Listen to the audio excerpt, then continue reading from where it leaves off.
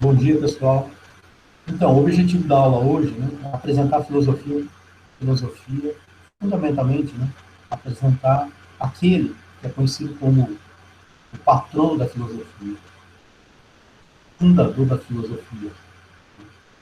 Para muitos historiadores, né, Sócrates é o símbolo maior da filosofia, por ter incorporado justamente essa relação de imanência, né, da filosofia compreendida enquanto exercício, enquanto atividade, né, e um modo de vida, um modo de existência, um modo de vida filosófico. Então, dada, digamos assim, a própria história, a biografia de Sócrates, né, tudo aquilo que ele representou, né, fundamentalmente, né, para a filosofia posterior, Platão, Aristóteles, é fundamental, assim, né, digamos assim, articular, né, pensando na apresentação, exposição, né, da filosofia de Sócrates, né, articular o pensamento, a filosofia, né, as características gerais, né, dessa filosofia de Sócrates, com seu modo de vida, né, de modo especial, a figura de Sócrates, né, segundo os relatos dos seus discípulos, muito importante. Então eu vou proceder a uma apresentação aqui. Sócrates, o elogio da filosofia, o homem como tema, como problema da filosofia. Período antropológico. Com os pré-socráticos, nós tínhamos, né, filósofos, pensadores que antecederam Sócrates, Platão, Aristóteles, nós tínhamos período cosmológico, cosmos, universo, a physis, como problema, como tema e problema da filosofia. Daí a ideia de uma filosofia da physis, uma filosofia da natureza, uma cosmologia. Com Sócrates e os sofistas, em geral, com a centralidade, digamos assim, da cidade-estado, de modo especial, da polis, pensando na Grécia clássica, centralidade da política, da esfera pública, digamos assim, pensando na Grécia apenas em seu apogeu, a filosofia ela se volta para os problemas, para os assuntos propriamente humanos. Né? A ideia de um período antropológico, uma filosofia centrada no anthropos, no homem. É muito importante, né, pensar essa passagem de uma filosofia da natureza para uma filosofia compreendida enquanto uma antropologia filosófica, no sentido mais amplo possível. A passagem da physis para a polis, da natureza para o humano, né? O homem, como um problema de investigação, como um problema de pesquisa. Sempre pensando nessa articulação com a polis, com a política, com a ética, com a moral, como nós veremos. Né? Então, o período antropológico. Tem alguns elementos para que a gente possa aí circunscrever aí Sócrates, a filosofia de Sócrates. Então, nós temos aí a passagem da filosofia como cosmologia, cosmos, e a filosofia da natureza, a physis, para a filosofia como antropologia. Como antropos. Com os sofistas e Sócrates, se efetiva uma mudança do centro da reflexão filosófica. Da physis para a polis. A filosofia deixa de ocupar-se com a natureza e a cosmologia, passando a ocupar-se com a formação do cidadão, do sábio virtuoso. Então vocês percebem aqui, né, o deslocamento do eixo, né, do centro de gravidade da filosofia, em relação ao qual gravita todos os problemas, todas as questões, né, relevantes para essa filosofia. Essa passagem, né, da physis para a polis, do cosmos para o antro. Né? Tem uma passagem muito conhecida, né, muito citada, que expressa bem, né, esse deslocamento e a emergência desse período totalmente antropológico. É uma passagem, uma secção de Cícero. Sócrates fez vir a filosofia do céu à terra. Ou seja, a preocupação dos filósofos pré-socráticos, né, com a origem do cosmos, do universo, que explica a relação entre o uno e o múltiplo, a physis enquanto um princípio, originária, responsável pela constituição de todas as coisas, a ideia de uma physis eterna e imortal. Então, todos aqueles problemas que giram em torno da physis, com a preocupação com o cosmos, um princípio explicativo, para traçar a ordem do universo, que explica também a multiplicidade dos seres, é deslocado para as questões que dizem respeito a polis, os assuntos da polis. Então, essa é o sentido, né, dessa referência a Sócrates. Sócrates teria feito, né, a filosofia descer do céu, né, e se instalar na Terra, fundamentalmente a polis. Então, a polis e os assuntos humanos, né, a política, a democracia, a justiça, as leis, as virtudes cívicas, tornam-se problemas filosóficos por excelência. Então, é muito importante, né, já colocar, né, dentro desse novo eixo no qual gravita a filosofia, né, de que os problemas dizem respeito fundamentalmente, né, à ordem dos valores políticos, morais, cívicos, que implica aí no espaço público após o delírio contra a comunidade política, nesse espaço comum. Daí a figura dos sofistas e da sofística, né, que tanto Platão e Aristóteles, né, mas sobretudo Platão e Sócrates, né, vão fazer uma crítica, né, digamos assim, uma crítica ácida. Né? A gente pode pensar e compreender toda a filosofia de Sócrates e Platão, né, a partir de uma oposição em relação aos sofistas, né, que não será objeto aqui de assim, uma apresentação em função do nosso tempo. Mas é sempre importante ter, né, essa demarcação, essa oposição de Sócrates e Platão em relação aos sofistas. Sócrates criticava duramente os sofistas, dizendo que não eram filósofos, pois não tinham amor pela sabedoria e nem respeito pela verdade, já que defendiam qualquer ideia, desde que fosse vantajoso.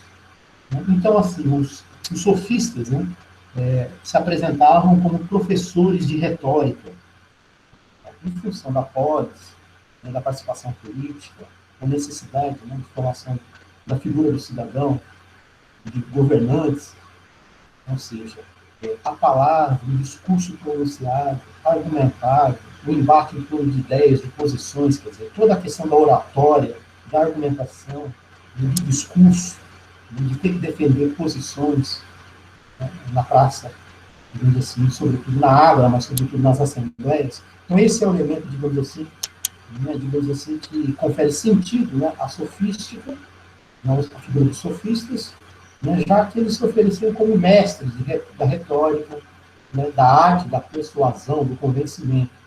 Ou seja, eles cobravam pelo seu serviço, eles detinham saber, né, uma técnica, digamos assim, a técnica da oratória, né, eles formavam, né, grandes oradores e cobravam, digamos, por esse trabalho. Né, daí a ideia de remuneração, né, pensando na filosofia, pensando na própria origem da pedagogia, né, de uma profissionalização, reconhecimento. Né.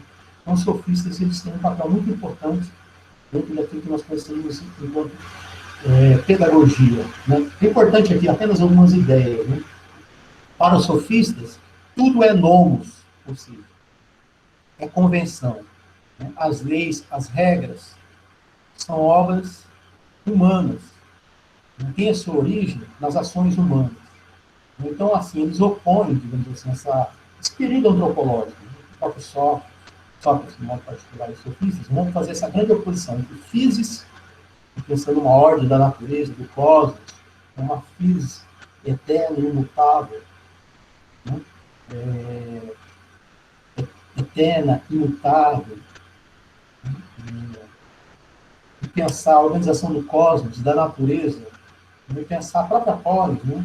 Ele antecedeu a Constituição da grega, mas essa questão da organização política, né, das colônias gregas, sempre numa relação a essa ordem, né, que eles identificavam no cosmos, né, e na física. E os sofistas vão Sócrates, vamos deslocar isso. Vou opor o nomos, aquilo que é por convenção, a physis, aquilo que é por natureza. Quer dizer, as leis, né? Quer dizer, a noção de nomos, leis, regras, normas, criadas, inventadas pelos homens. Então, vocês percebem, né, uma oposição aí. Né? O nomos é aquilo que é por convenção. Fruto da ação humana, uma obra humana. Não dos deuses, e não da física. Não vamos se opor justamente, né, à perspectiva, né, dos pensadores originários, dos naturalistas. Então é muito importante. Aí, o que é que, só para fechar, né, essa breve apresentação dos sofistas, o que é que eles dizem? Olha, tudo é nomos, tudo é por convenção. As leis, os valores, fundamentalmente as virtudes, pensando os elementos que qualificam, digamos assim, o cidadão para o seu livre exercício, para a atividade política na polis. Quer dizer, todos dizem assim, olha, tudo é nomos, tudo pode ser ensinado. Areté, a excelência, a perfeição, os valores, pensando a formação, a paideia, é nomos e pode ser ensinada. Quer dizer, a virtude no sentido amplo, os valores, né, podem ser ensinados. E eles se apresentavam, né, como mestres,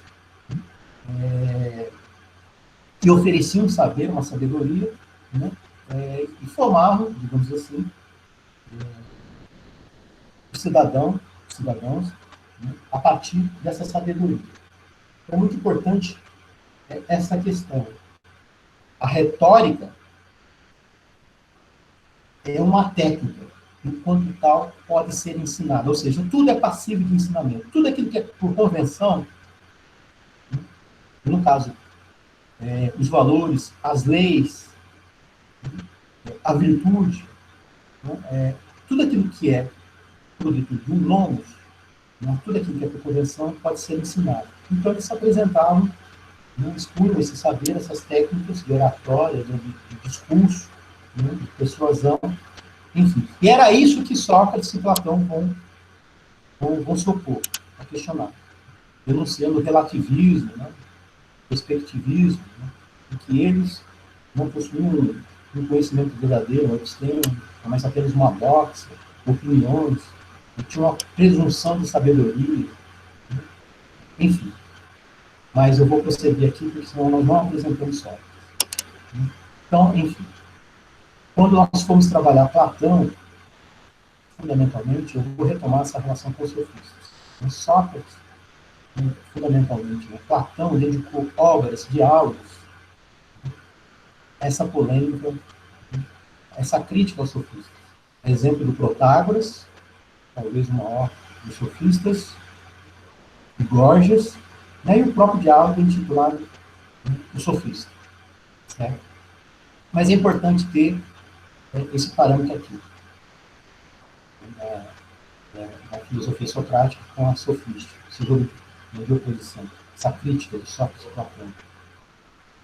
É importante, né, pensando no contexto, né, possibilidade aí, de emergência aí, da sofística, mais ainda da filosofia de Sócrates e Platão,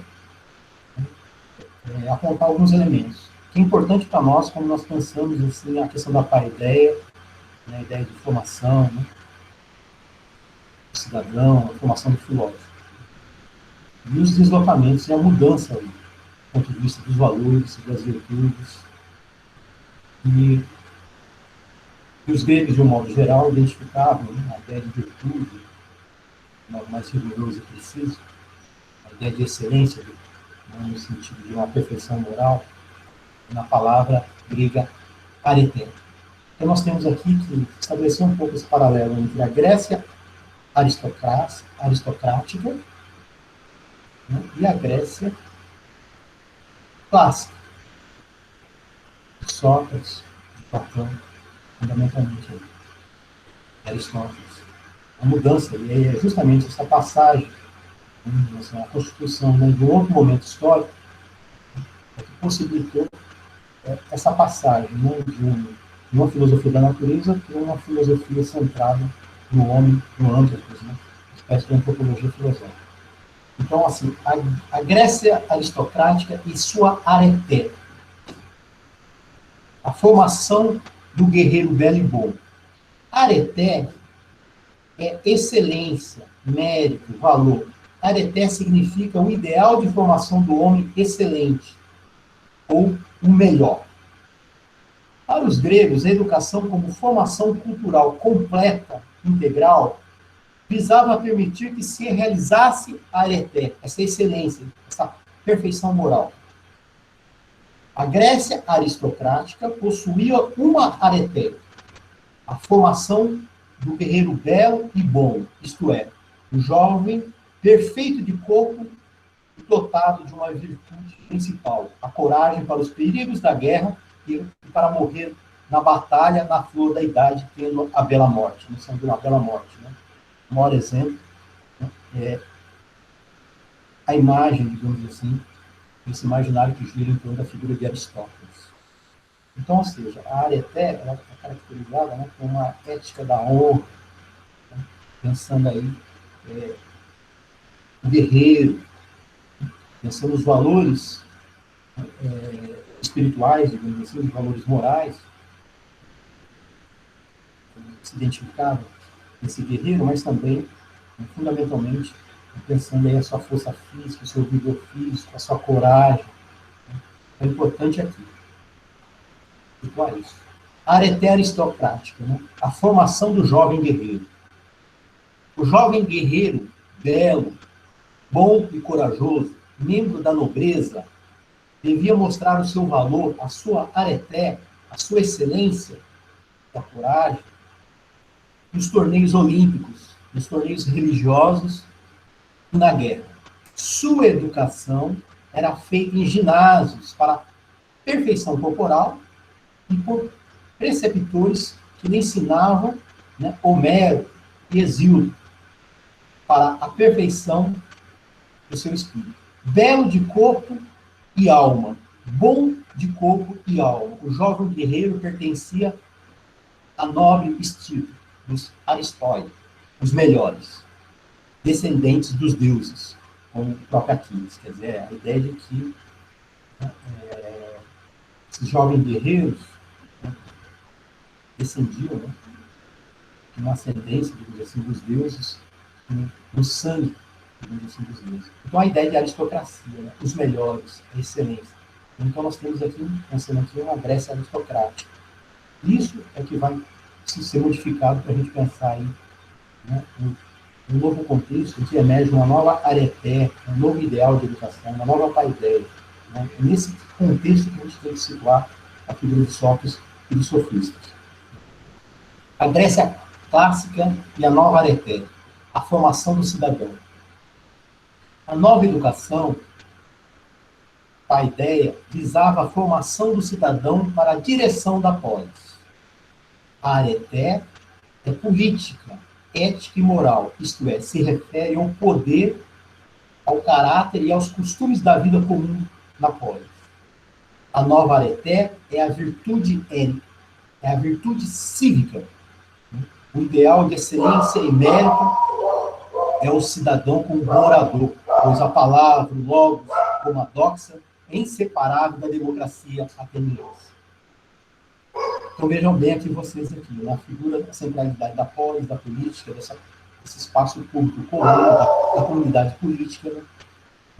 E o lugar da nova areté. Os novos valores agora não visam mais o guerreiro, a pessoa na sua beleza, a sua força, o seu vigor, a sua coragem nos campos de batalha, né? Mas fundamentalmente, né, pensando na polis, a coragem, né, que deve ser expressa, explicitada nas assembleias, né? A coragem do discurso, da palavra, dita, pronunciada.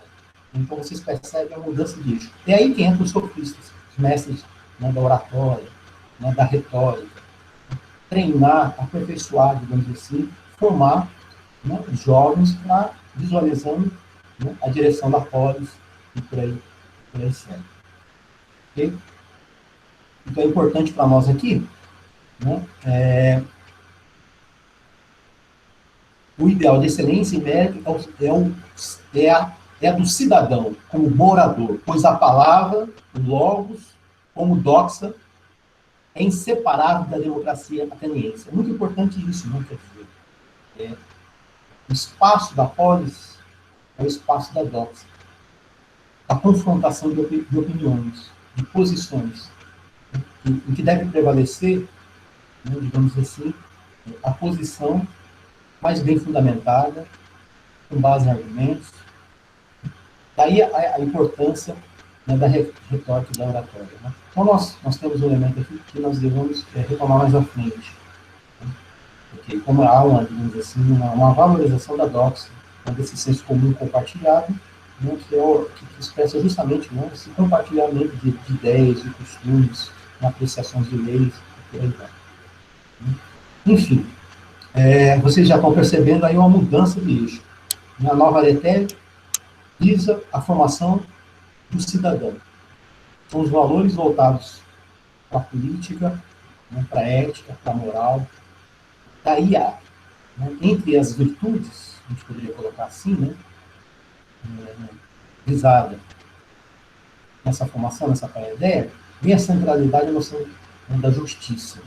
Tanto é que Platão escreveu a República, tendo como tema central a justiça, onde ele pensou em uma cidade ideal, um estado ideal, né, de máxima realização, né, das perfeições, pensando aí toda a estrutura que essa cidade-estado, né, toda ela voltada para a noção de justiça.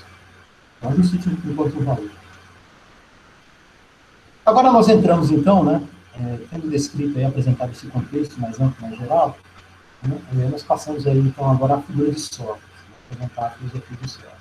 Né, alguns elementos aqui importantes para nós aqui. Então, Sócrates nasceu e morreu em Atenas, ateniense. Isso é muito importante.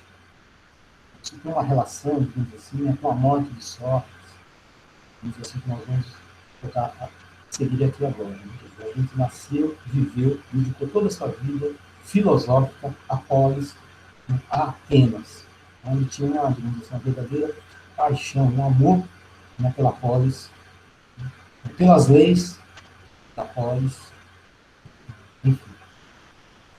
E articulava toda a sua filosofia, né, o modo como ele exercia a filosofia, pensando no que ele considerava ser o melhor para a polis e para os cidadãos. Então, Sócrates foi o mestre de Platão, teve uma influência decisiva, determinante sobre a filosofia de Platão, a ponto de que todos os diálogos de Platão, né, o principal interlocutor, a principal figura dos diálogos, é a figura de Sócrates. A ponto, né, de muitos dos historiadores e dos estudiosos chegarem assim, a apresentar assim, a dificuldade de você separar a filosofia de Sócrates da filosofia de Platão. O que realmente é de Platão e o que não seria ainda, digamos assim, de Sócrates. Porque Sócrates, né, ele nada escreveu, nada, uma questão de compreensão da filosofia, ele não deixou nada por escrito, então ele não escrevia. E nós vamos ver isso aqui agora. Então, o que nós sabemos, né, na filosofia de Sócrates, mesmo da vida de Sócrates, nós sabemos através dos seus discípulos, dos seus ouvintes, enfim.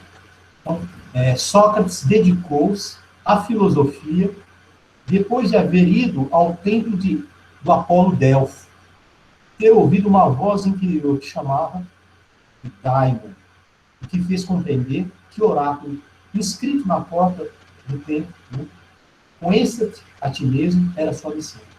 Então é um relato muito importante, né? Ele mesmo, assim, o modo como Platão vai reproduzir, vai escrever, teria confessado, né? Ele dizia isso diante de seus discípulos, e isso vai estar presente nesse diálogo, né?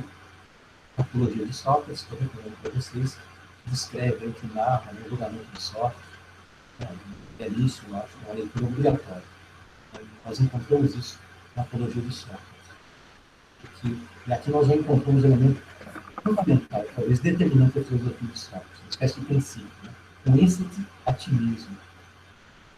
Cabe ao filósofo, antes de conhecer as coisas, cosmos, a natureza, conhecer a si mesmo, tornar a si mesmo um problema, um objeto de investigação. E daí nós temos uma máxima de Sócrates, que é muito importante, assim, que é reproduzido também lá por, nós constatamos, identificamos na Apologia, né, do Platão. Ele diz: uma vida sem investigação, sem exame, não é digna de ser vivida pelo homem. Então, digamos assim, a ideia de que o objeto por excelência, o primeiro da filosofia, é fazer com que cada um de nós nos conheçamos a nós mesmos. Ou seja, conhecer a si mesmo. Esse cuidado consigo mesmo. Ter um cuidado, uma atenção consigo mesmo. Esse seria, digamos assim, talvez, o objetivo maior, o ensinamento maior de Sócrates. Conheça a ti mesmo. Sócrates foi acusado de impiedade, de incredulidade, ou seja, de negar os deuses, e introduzir novos deuses, como o seu daimon, o seu próprio Deus. Ou seja, então Sócrates foi acusado de impiedade, foi levado, né, conduzido ao tribunal de Atenas, julgado, condenado à morte. E qual era a acusação? Impiedade, ensinar novos deuses, de perverter os jovens com seus ensinamentos, fazendo-os duvidar das leis e os valores atenienses, ou seja, de questionar as leis, os valores políticos e morais que esses jovens acreditaram.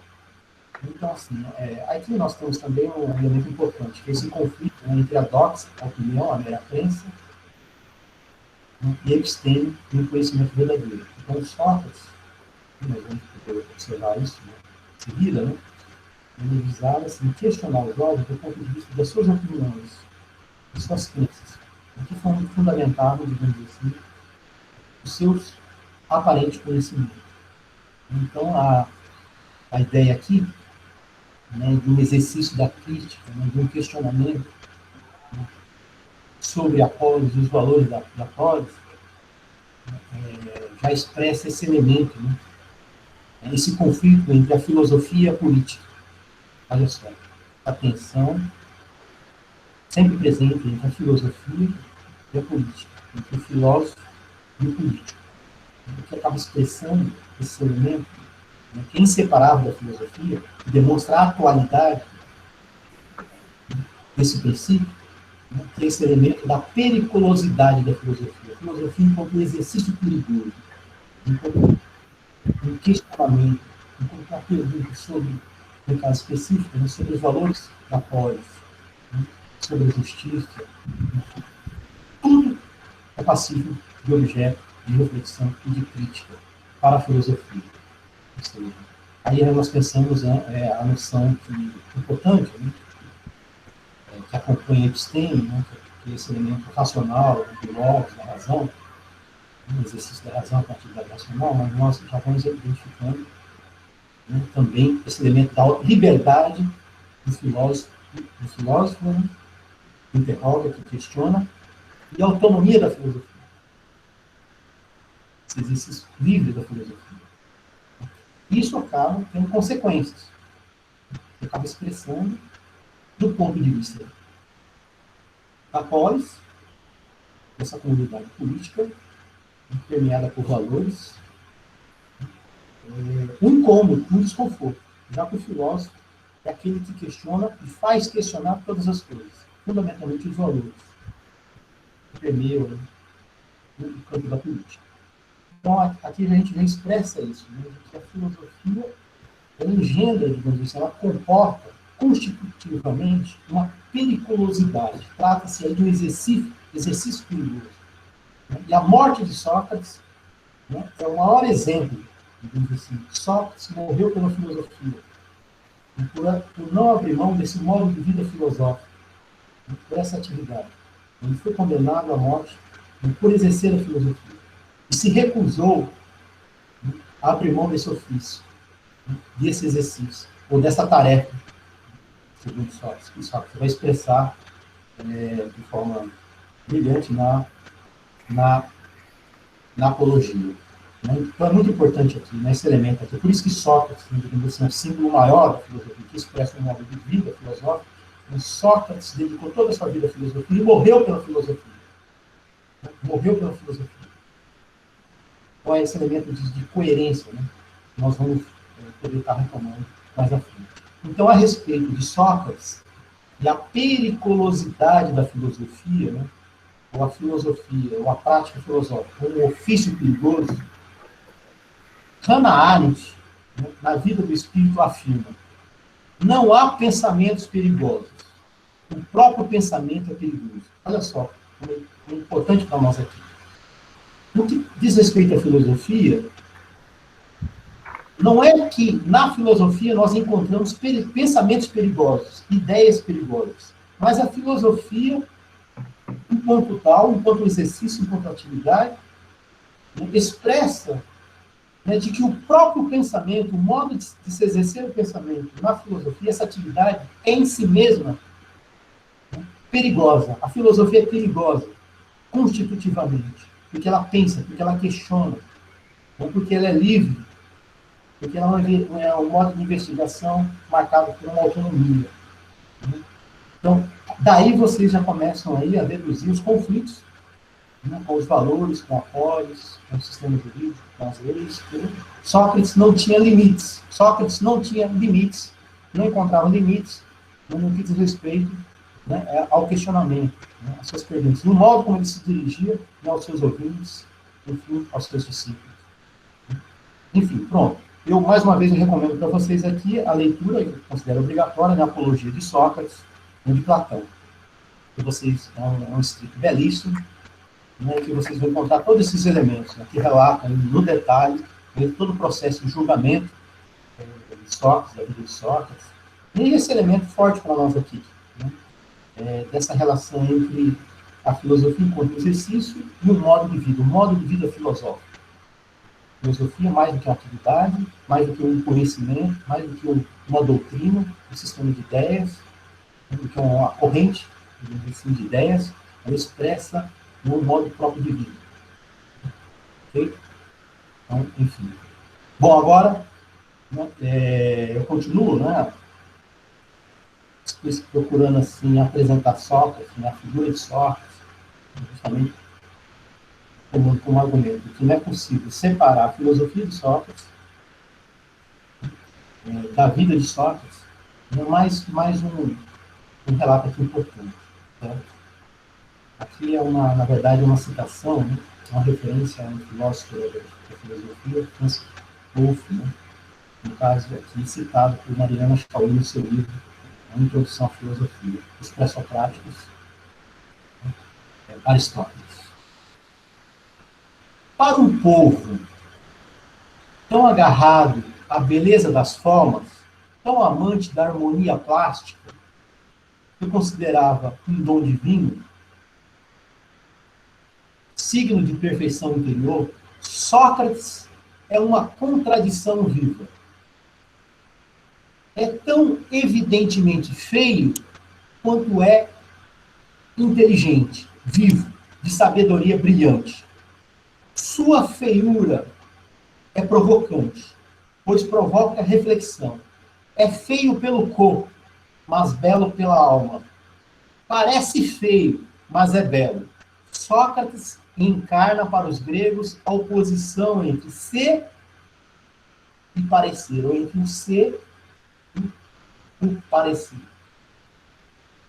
Aquilo que é, no sentido, expressa uma essência, uma natureza última e íntima das coisas, em relação à aparência das coisas. Entre a alma e o corpo, oposições que se transformarão no fundamento de suas reflexões e das quais ainda somos tributários. Então é muito importante aqui, né? Quer dizer, o povo grego, de um modo geral, digamos assim, primava, né? Um certo ideal de beleza, uma estética, né? Primavam pela aparência, né? Daí as artes plásticas, né? Daí Apolo, né? Daí a beleza dos deuses, a beleza do herói, dos guerreiros. belos de corpo. Então, quer dizer, o próprio Platão, diferentemente de Sócrates, vai incorporar, encarnar justamente, né, essa beleza. Segundo os relatos que se tem, o Platão, né, tinha uma aparência, né, uma presença corporal admirável. Né? Era belo, né, do ponto de vista do seu corpo, do ponto de vista do seu vigor físico e do ponto de vista da alma, né, dispensa comentários. Então, enfim. Então, é muito importante aqui, a gente vai percebendo esses paradoxos, né, que Sócrates é uma contradição viva, né, ele, digamos assim, era um paradoxo, digamos assim, era algo desconcertante. A simples presença, estar ao lado de Sócrates, já causava, né, estranhamento. A sua própria aparência física, né, já demonstrava, digamos assim, né, um certo choque, um certo espanto. E, imediatamente, digamos ali, as pessoas eram capturadas, né, por uma beleza, quer dizer, que num primeiro momento, digamos assim, a presença de Sócrates, ao mesmo tempo, né, o primeiro contato se mostrava feio, mas imediatamente, já até mesmo a aparência física dele já acabava surpreendendo, né, já se apresentava de outro modo. Né. Então, Sócrates, né, era lindo, né, de corpo e de alma. Né, quer dizer, a presença de Sócrates, o nome de presença de Sócrates. Então, é importante aqui alguns elementos para nós aqui. Então, vamos lá, entrando agora nos aspectos da filosofia de Sócrates, digamos assim, a filosofia socrática. Né? Então, a gente pode, né, estabelecer dois princípios fundamentais, assim, para a gente, né, caracterizar o modo de investigação de Sócrates. Né?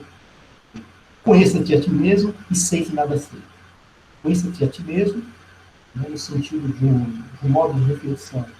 Uma reflexão, voltar-se sobre si mesmo, né, tomar como objeto de investigação os próprios pensamentos.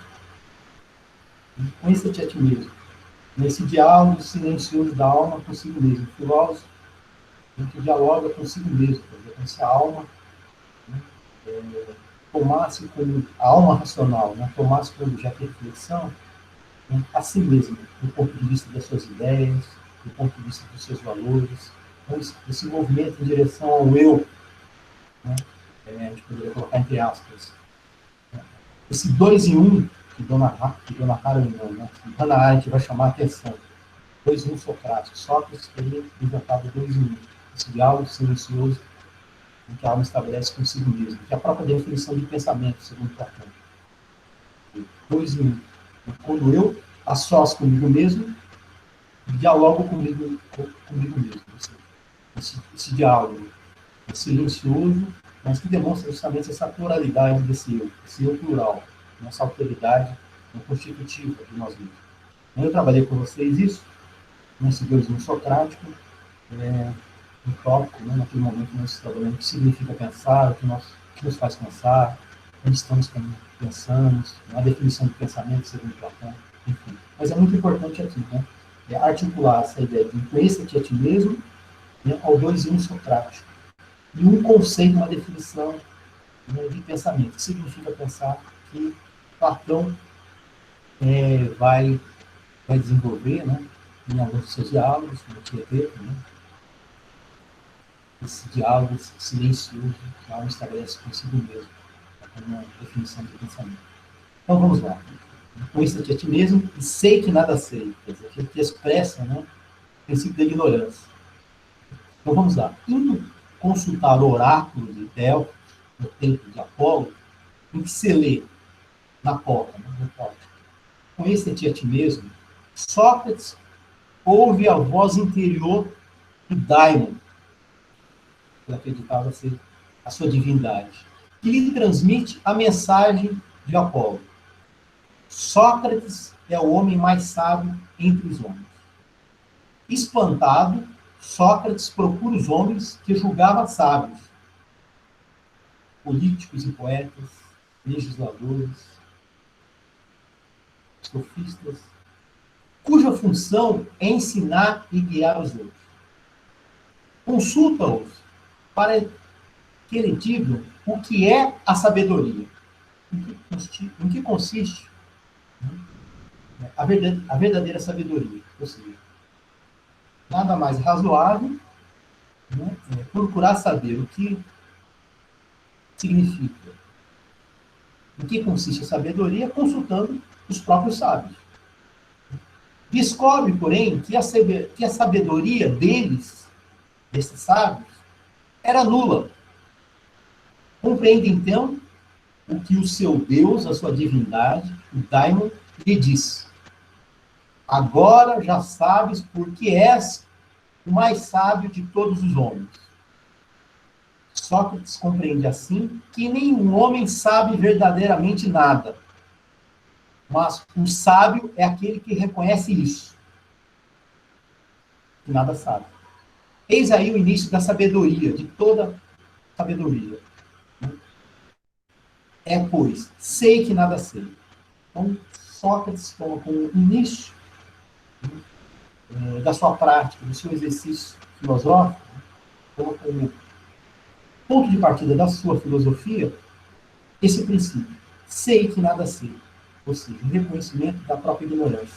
Aquele que pressupõe já saber, segundo Sócrates, né, aquele que diz de antemão que já detém uma sabedoria, um conhecimento, uma verdade, né, não se move, né, não faz nada para conhecer. Né, só vai buscar conhecer aquele que quer conhecer, porque de antemão reconhece que não conhece. Né? Então, é um jogo que Sócrates faz aí muito interessante. Quer dizer, essa vontade de saber, né, que move o filósofo, né, expressa uma ignorância prévia, um desconhecimento prévio.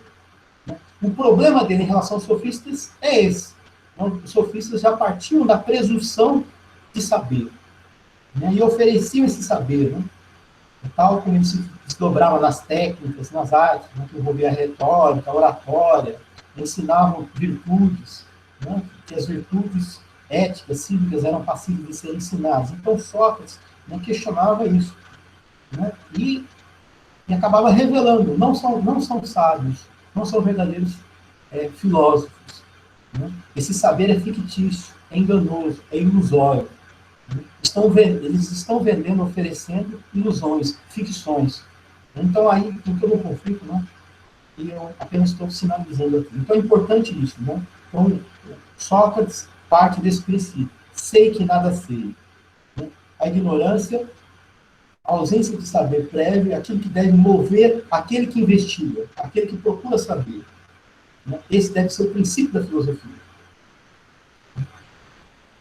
Lembram vocês, né, a noção de espanto, armazém, né, quer dizer, socrático, aristotélico, quer dizer, de que na origem do filosofar está o espanto, né, no sentido de Sócrates e Aristóteles, né, o reconhecimento da própria ignorância, quer dizer, espantar-se, né, com a sua própria ignorância, né, aquilo que estaria na origem do filosofar, o espanto enquanto reconhecimento da própria ignorância. Né, é uma definição socrática, retomada e desenvolvida por Aristóteles na metafísica. Se espantar por não saber. Quando essa ignorância, no caso de Sócrates, no diálogo com seus ouvintes, ela é revelada aos seus ouvintes. Causa perplexidade, um choque. Mas vamos lá. Agora entrando no método, pessoal, muito importante aqui. Então vamos os elementos das categorias, né, da filosofia de Sócrates, os princípios, assim, o modo que conduz essa filosofia, né?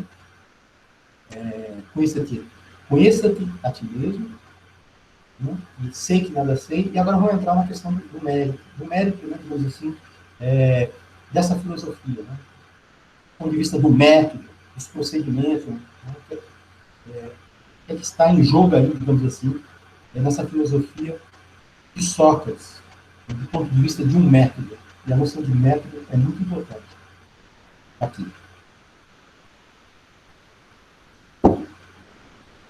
O método socrático, a maiêutica e a dialética. Maiêutica, a arte ou técnica de realizar o parto. Maiêuticos é um parteiro que conhece a arte ou a técnica do parto. Platão criou a palavra para referir-se ao parto das ideias, ou parto das almas, realizado pelo método socrático. A maiêutica socrática consiste numa arte de realizar o parto. uma verdadeira ideia. Muito interessante, né? Que a mãe de Sócrates era uma parteira. Ele diz ter dado dela esse método, essa técnica, tal como ele emprega na filosofia, na sua filosofia. Tal como a sua mãe, no caso a parteira, ela auxilia em função da sua técnica, do seu método, do modo como ela procede, auxilia no nascimento, né, de um bebê, de uma criança. Quer dizer, de que a parteira, não é ela que cria a criança. Ela não cria, ela não produz a criança. Quem produz? A criança, digamos, a criança nasce da mãe. Né? Ela apenas está ali para auxiliar no parto, conforme a sua técnica, conforme a sua arte. Né? Ou seja, as ideias, né, digamos assim, filosóficas, né, as verdades filosóficas, né, não devem partir, segundo Sócrates, do filósofo na relação com seus discípulos, né, do mestre em relação, né, aos seus alunos. Né, quer dizer, de que o Sócrates não tinha nenhuma verdade a ensinar. Ele não ensinava as virtudes, o que é a justiça, a sabedoria, a virtude, a coragem, a beleza, o belo, o amor. Né, quer dizer, por isso que ele diz, sei que nada sei. Né, porque ele se recusava a dizer de antemão em que consistem as coisas do ponto de vista da sua essência e da sua verdade. Então, assim, é muito interessante isso. Né? Então, assim como a sua mãe, né, digamos assim, naquele contexto, na situação do parto, que via, né, a criança vir à luz, né, o nascimento da criança, né, ele via nascer uma ideia verdadeira nos seus alunos, né, a partir desse jogo de perguntas e respostas que caracteriza a dialética, digamos assim, enquanto um método. É muito importante, a gente vai tomar esse ponto aqui. A dialética. A dialética é a discussão ou conversa por meio de perguntas e respostas. Então, a gente está entrando no elemento do diálogo. Habilidade para discutir ou argumentar por meio de perguntas e respostas. Em Platão, significa a arte do diálogo com busca da verdade. Sócrates introduz o diálogo vivo, a presença viva dos interlocutores, como a forma da busca da verdade. Uma forma ideal da busca da verdade. Quer dizer, esse diálogo vivo, né, entre dois interlocutores, né, que expõem as suas ideias, que defendem as suas ideias, que argumentam. Né, quer dizer, esse diálogo vivo, falado, esse logos pronunciado. Isso é muito importante, né, justamente para o que vem em seguida aqui.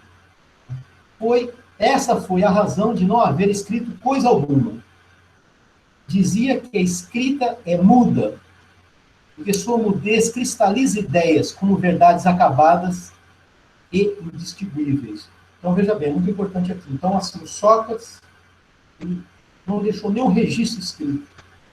Ele nada escreveu. E isso por uma convicção filosófica, por uma posição. Né? Ele suspeitava da escrita. Né?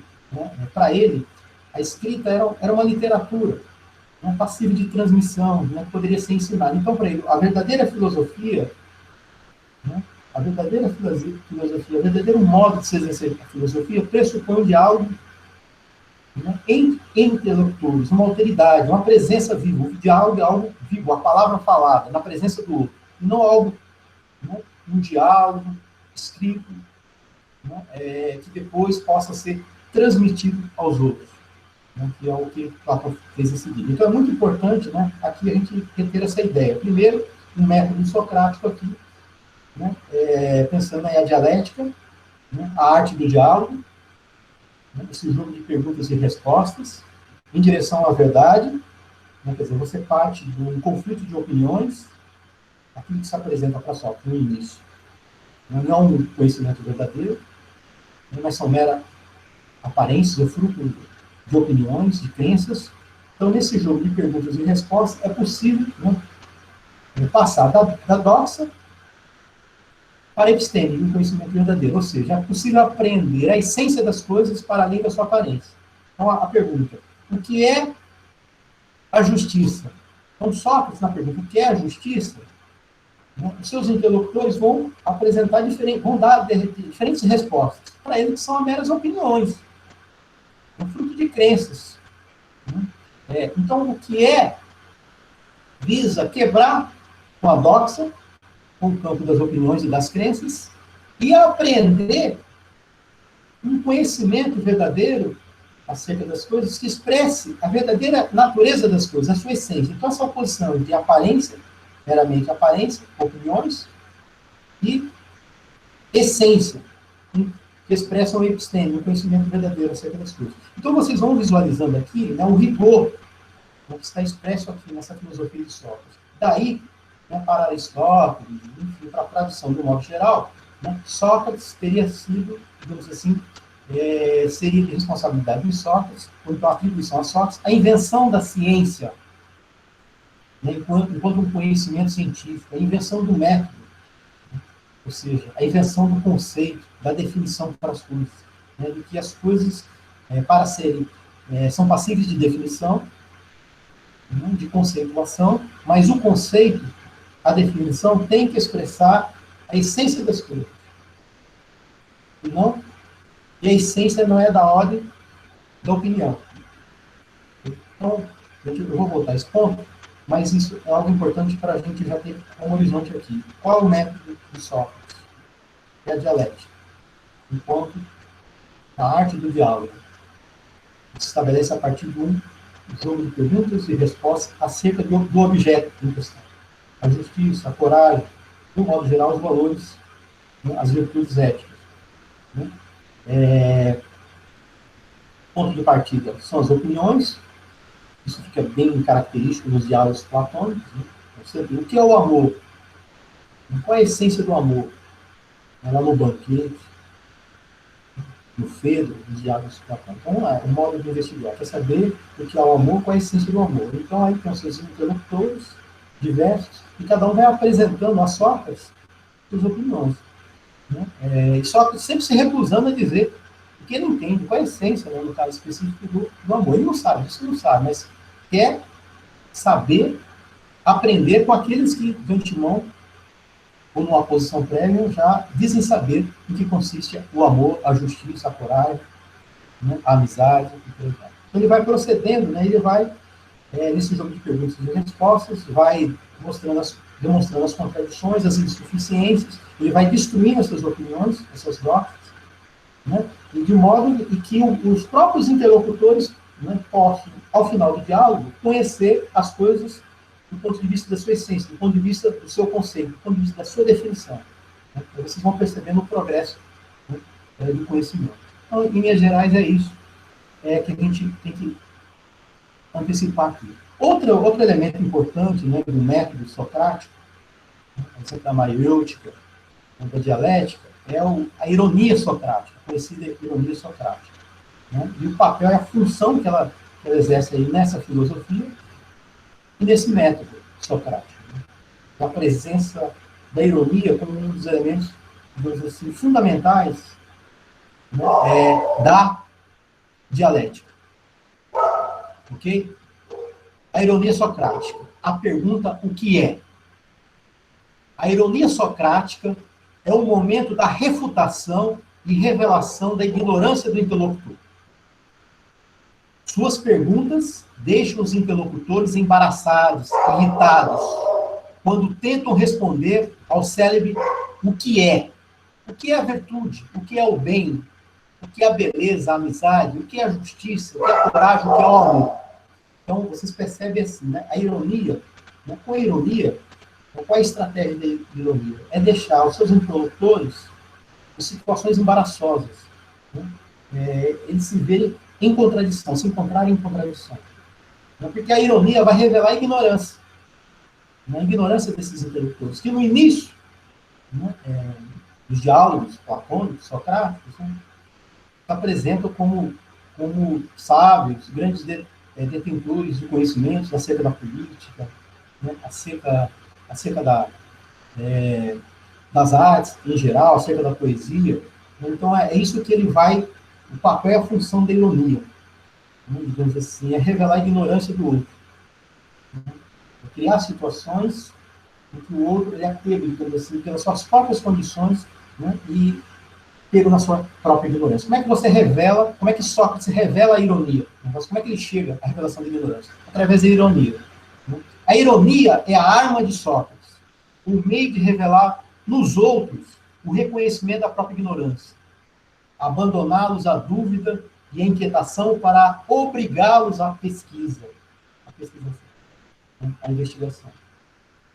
Quer dizer, se o que move a filosofia é o reconhecimento da ignorância, esse não saber prévio, sei que nada sei, né? Você revelando, no caso só, essa ignorância dos seus interlocutores, isso faz, até mesmo obriga, né, com que os seus ouvintes passem a pesquisar, a investigar, a refletir, a pensar verdadeiramente. Então, vocês estão percebendo, né, o elemento aí, né, a pergunta o que é, né, o que é, qual é a essência, né, que possa expressar a definição, o conceito da coisa.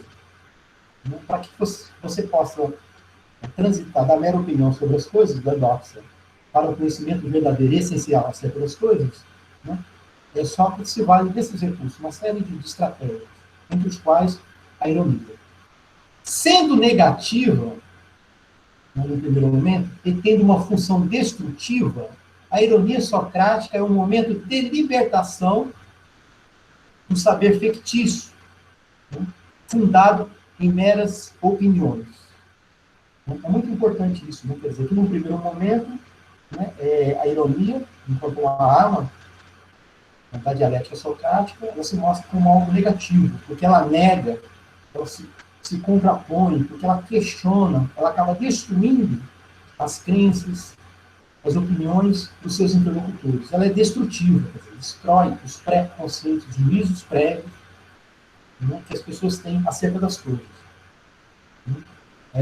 Só que isso tem um efeito liberador, né, ou seja, a dimensão propriamente positiva da ironia, né, porque é justamente isso que vai destruir aquele conhecimento ilusório, meramente fictício, né, que o sábio, ou que as pessoas, de um modo geral, já de antemão pressupõem possuir acerca das coisas. Então, ou seja, né, o objetivo da ironia é quebrar com as ilusões, né, liberar, né, caminhos, né, para a busca de um conhecimento verdadeiro acerca das coisas, ou seja, da aparência para a essência, né, da mera opinião acerca das coisas para a verdade acerca das coisas. Para fechar, né, esse ponto aqui, é muito importante, né, no método, né, pensando assim, a filosofia opera com conceitos, né, com definições. E o conceito deve expressar aquilo que a coisa é, ou seja, sua natureza essencial, e não a sua aparência. Né? Então, a pergunta o que é, né, é a pergunta socrática por excelência. O que é? A pergunta o que é a invenção da ciência. Aristóteles atribui a Sócrates a invenção da ciência como um método científico fundado no conceito. A episteme, né, a ciência, como conhecimento verdadeiro, né, a episteme como conhecimento das coisas por meio de conceitos universais. Por que universais? Porque válidos em todos os lugares, em todos os tempos e para todos, e necessários. E por que necessários? O que não pode ser diferente do que é, porque não pode ser diferente do que é. A episteme, a ciência, nos dá a essência necessária de uma coisa, dizendo que ela é, por que é e para que é. As quatro causas. Né? O que é que explica, pensando mais com Aristóteles, né? A teoria das quatro causas? Todas as coisas têm uma razão de si. São passíveis de explicação, né? Recorrendo, né, aquilo que as torna possíveis. E aquilo que as torna possíveis, né, pode ser objeto de conhecimento, né, que acaba expressando Né? Esse é o objetivo da filosofia e da ciência, enquanto a conhecimento verdadeiro, a verdadeira essência das coisas. O que é? Qual é a essência da coisa? Por que ela é desse modo e não de outro? Para que serve? Quais os fins? O que é a justiça? O que ela é? Do ponto de vista da sua essência. Por que ela é desse modo e não de outro? Quais os fins ela tem? Entendeu? Então, aí tem elementos que a gente vai poder retomar quando nós formos trabalhar Aristóteles. Porque, na verdade, essas questões aqui, o que é, por que é, como é, para que é, né, é uma problemática propriamente aristotélica, né, que está presente, digamos assim, na filosofia de Aristóteles, do ponto de vista tal como ele apresenta a definição, o conceito, né, mas, digamos assim, que esses elementos já estariam presentes em Aristóteles. Por isso, em Aristóteles não, em Sócrates. Por isso que Sócrates é tido como o inventor do conceito. O conceito, na filosofia, do ponto de vista do método, de uma metodologia, que é capaz de expressar uma essência acerca das coisas, torna possível uma definição acerca das coisas, teria sido possível com Sócrates. Então, Sócrates é o inventor do conceito. Né? Sócrates é o inventor da ciência. Sócrates, para muitos, é o inventor da razão. A razão ocidental é uma invenção socrática platônica, fundamentalmente de Sócrates. A gente vai poder ver isso aí. Então, da pergunta socrática, o que é, deriva o conceito, a definição, né? E a filosofia, ela se exerce, né? É isso que a gente tem que tomar, né? Digamos assim, que eu estou assistindo para vocês, quer dizer, um modo de pensar e de exercer o pensamento, se move, né, a partir da articulação de conceitos. É um pensamento conceitual. É um modo de interpretar, de exercer a interpretação, né? De explicar as coisas com base em conceitos. E daí a ideia, né, fundamental de razão, né? Razão, tal como ela se estabelece no Ocidente, de modo geral, nas ciências, de modo particular, e na filosofia, essa imposição da razão. Né? Quer dizer, a razão expressa isso, a exigência da razão é a imposição dos conceitos, né?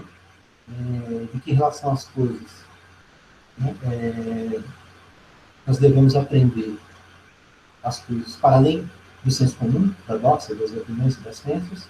Né? Portanto, trata-se aí, né, de uma exigência, né, de um rigor que se impõe à filosofia, e Sócrates teria sido o primeiro, digamos assim, a colocar essas condições para a filosofia.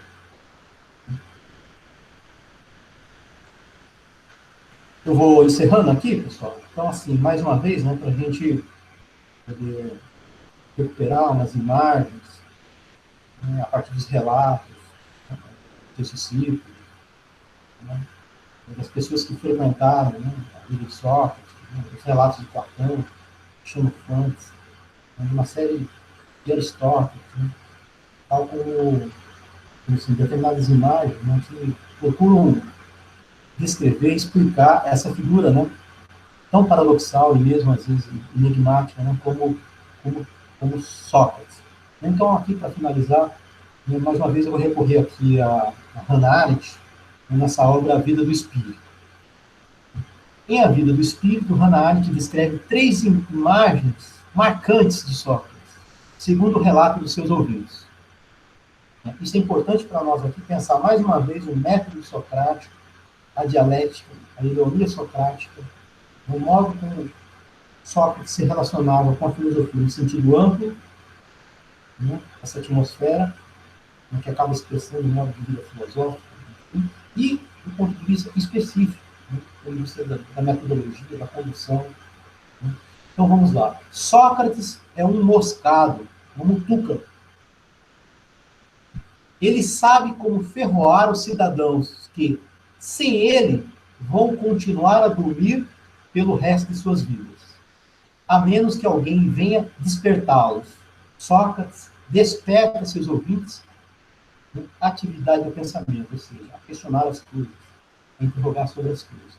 Então, essa ideia, né, de despertar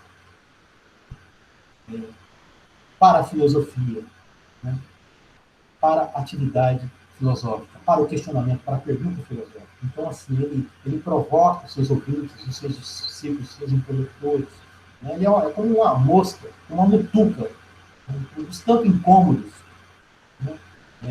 Tanto embaraços e mesmo irritações que faz com que as pessoas, né, saiam, ele está chamando de sono, né, de estado de dormência, né, e acordem no sentido, né, da necessidade de se interrogar sobre as coisas, não tomar as coisas na sua pura e simples evidência, né, modo de aceitação das coisas que é o próprio senso comum. Então, despertar do senso comum, né, estado em que as pessoas apenas dormem. Despertar para a filosofia, ou seja, para a pergunta, para o questionamento.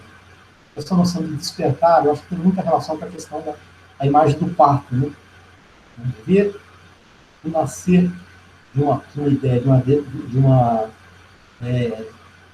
ideias verdadeiras, né, que devem partir de uma descoberta, dos próprios interlocutores, daquele que pesquisa, daquele que investiga. Não é Sócrates que vai botar uma verdade, uma definição, um conceito, né, na cabeça dos seus interlocutores, dos seus ouvintes. Apenas quer despertar, acordar. Os atenienses, de um modo geral, os jovens, de um modo particular, né, para a reflexão, para o questionamento, para a necessidade de se questionar as coisas. Sócrates é uma parteira, mais uma vez, né? Ele purgava as pessoas de suas opiniões, isto é, daqueles preconceitos não examinados, os impediu de pensar, ajudando-os, como diz Platão, a livrar-se do que neles há de mal, as opiniões. Olha só a radicalidade aqui. Quer dizer, o mal em nossa alma racional, digamos assim, naquilo que nós somos, são os nossos pré-conceitos, pré-juízos, juízos, conceitos prévios, não examinados, não refletidos, não questionados. Para Sócrates, esse é o maior mal que pode existir. No sábio, no filósofo e em qualquer pessoa. Então, livrar-se desse mal, livrar-se, né, desse senso comum arraigado em nós mesmos, que impede de pensar, que barra o pensamento. Sócrates, por fim, né, em terceira imagem, Sócrates é uma arraia elétrica. Como a arraia elétrica, Sócrates permanece paralisado e paralisa os que com ele entram em contato. A verdade é que a verdade é que eu lhes transmito a minha própria perplexidade. O único modo como o pensamento pode ser ensinado, tendo em vista que não ensinasse nada. Então, mais uma vez, aquele nada sei, né, de Sócrates. O que ele transmite aos seus ouvintes, interlocutores, é a sua própria perplexidade. Perplexidade em relação a essa posição prévia de Sócrates, esse nada sei. Ele diz que nada sabe. E Sócrates se recusa a responder a qualquer questão. Né? E isso causa perplexidade. Né? E é essa perplexidade que Sócrates tem a partir do momento que ele reconhece a sua própria ignorância. Por isso ele é o maior entre os sábios. Ele é o maior, o mais sábio dos sábios. E isso que gera, né, essa perplexidade, digamos assim, esse efeito, digamos assim, nos seus ouvidos. Sócrates não ensina nada. Ao mesmo tempo que ele diz nada sei, se recusa a responder literalmente, digamos assim, as perguntas, né, porque isso configuraria, digamos assim, que ele possui saber sobre as coisas. Ao mesmo tempo, ele afirma que não ensina nada. Nossa, se ele não sabe, só ensina alguma coisa, alguém que de antemão sabe alguma coisa. Como é que alguém que de antemão diz que não sabe nada pode ensinar aquilo que não sabe? Então é um jogo, é um trocadilho. Né? Aí entra também o aspecto da ironia de Sócrates. Né? É justamente isso, porque aí tem uma problemática importante para nós aqui, só vou tocar e a gente vai recuperar em Platão. Né? Os sofistas diziam que as virtudes morais, políticas, era fruto do nomos, de uma convenção. Né? A justiça, a coragem, quer dizer, tudo aquilo que era fruto do nomos, de uma convenção, não poderia ser ensinado. Então, e Sócrates e Platão vai reproduzir isso nos diálogos, questionava isso. Né? A virtude pode ser ensinada, ou qualquer uma das virtudes podem ser ensinadas? Sócrates vai dizer que não. Né? E os sofistas diziam que sim, e ensinavam as virtudes. Né? Isso tem consequências e implicações para a gente pensar a pedagogia, né, a filosofia da educação, a relação professor e aluno, né, até que ponto, né, os valores eles são passíveis de um ensinamento. Né? Mas isso vai ser objeto das nossas próximas aulas. Certo? Então, aqui, só para. Eu acho importante essa imagem, né, da raia elétrica. É um peixe que, a qualquer contato, né, ele paralisa, tem efeitos. E a raia, ela tem, digamos assim, ela é capaz de paralisar, né, numa situação, digamos assim, de contato. Né, se ela se vê ameaçada, talvez, né, numa situação de perigo, ela é capaz de paralisar, né, os outros peixes que chegam próximo dela. Então, Sócrates tinha esse efeito paralisante. Né, e o que paralisava provocava perplexidade. E entre as coisas que provocavam perplexidade era esse nada sei, né, que Sócrates dizia, que expressava, quando ele se recusava a responder as perguntas, que ele mesmo fazia aos seus interlocutores, e os interlocutores, embaraçados, devolviam, né, essas mesmas questões para Sócrates, e Sócrates, né, acabava replicando, né, devolvendo, já de um outro modo, talvez de uma forma mais elaborada, a própria questão dos seus interlocutores, só que ele não respondia nada. Então isso causava perplexidade. E esse segundo elemento, né, de que afirmava categoricamente que nada ensinava. Não é papel da filosofia ensinar o que é moral, o que é política, os valores morais, ou seja, essa relação com o conteúdo, a transmissão do conteúdo.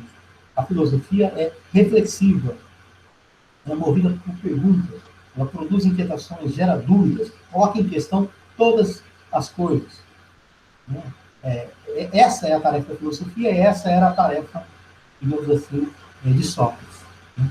Bom, pessoal, finalizando então, né, é muito importante, agora aqui, né, uma imagem, né, que talvez expresse assim a ideia de pensamentos, nossos pensamentos, né, que expressa, digamos assim, essa atividade contemplativa, essa atividade teorética, né, digamos assim, né, que quando a gente fala que a filosofia opera com conceitos, com representações sobre as coisas, né, mas esses conceitos, essas representações são invisíveis, são imperceptíveis. Nós lidamos com conceitos, mas os conceitos não se deixam pegar, tocar. Não são físicos, não são materiais. Sim, mas onde estão os conceitos? Como podemos percebê-los? Né? Aí a metáfora do vento. Né? Quais os efeitos, né, desses conceitos sobre nós? Né? Então, a metáfora do vento, o vento do pensamento. Sócrates usou uma metáfora para explicar a atividade de pensar. A metáfora do vento. Os ventos são eles mesmos invisíveis, mas o que eles fazem mostra-se a nós. E, de certa maneira, sentimos quando eles se aproximam. Né? É uma citação de Platão a partir de Hannah Arendt na Vida do Espírito. E é muito interessante essa imagem aqui. Né? Se o vento do pensamento que agora provoquei sacudiu você do seu sono e o deixou totalmente desperto e vivo, você verá que pode dispor apenas de perplexidades. E o melhor que se pode fazer com elas é partilhá-las com os outros. Ele está se referindo a si mesmo, né? Sócrates. Só produz, gera perplexidades nos seus ouvintes, e o que lhe resta fazer, ou os outros, partilhá-las, transmiti-las. Ou seja, é muito interessante. Quer dizer, o papel da filosofia é produzir perplexidades, gerar perplexidades, né? Retirar os outros dessa zona de conforto, né, que nós encontramos nas nossas opiniões, expressam nossas crenças, né, enfim, no sistema de valores, morais, éticos, políticos, estéticos, né, que permeiam, né, o nosso senso comum, o nosso mundo compartilhado. Gerar perplexidades. Olha a ideia de espanto, né, do espanto admirativo do filósofo que reconhece sua própria ignorância, nem produzir dos outros esse sentimento, para que os outros também se sintam ignorantes, se vejam perplexos com essa revelação. Né? Quer dizer, o que compete à filosofia? Ao filósofo. Né? Transmitir perplexidades. E que essas perplexidades sejam sentidas pelos outros. E que os outros sejam capazes de partilhar, né, no sentido, as suas próprias perplexidades aos outros. Então vocês vão percebendo aqui que a filosofia não lida com certezas. Ela não oferece uma ética, né, e diga aos outros como eles devam agir, né, uma moral, digamos assim. Digamos assim, ela questiona, digamos assim, os valores, sistemas éticos, né, que nós, digamos assim, que acabam regindo nossos comportamentos, o modo como nós nos relacionamos com as coisas, com os outros e com nós mesmos. Né? Tudo permeado por valores. O papel da filosofia é questionar, problematizar esses pressupostos que orientam as nossas ações, seja em relação à natureza, seja em relação aos outros, seja em relação a nós mesmos. Quer dizer, a ideia de auto-reflexão, de questionamento. Quer dizer, a filosofia deve se ocupar, né, deve cuidar da alma, né? No sentido assim, esse cuidado com a alma, esse cuidado com nós mesmos e com os outros, né? Fundamentalmente diz respeito o que é que nós pensamos,